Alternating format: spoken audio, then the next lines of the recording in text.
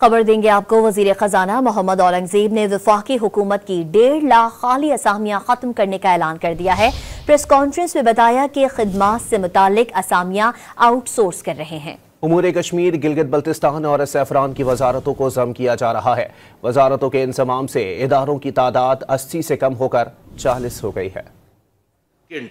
Regular post ہیں، vacant, یہ بھی ہائر نہیں ہوئے لوگ، they have not come on to our payroll، تو اس میں سے 60% کو abolish کر دیا جائے یا they should be declared as dying posts۔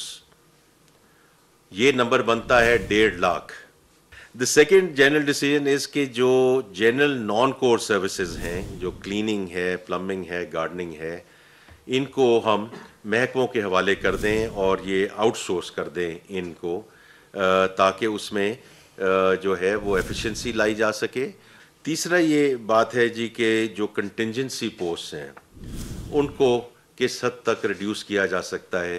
So that's the third decision which we have made and been ratified by the Prime Minister and the Cabinet. Finance Ministry to have live visibility on the cash balances of all government entities. جو 2 ministries ہیں ان کو merge کیا جائے گا، Kashmir affairs GB and saffron, اور CAD کو abolish کیا جائے گا۔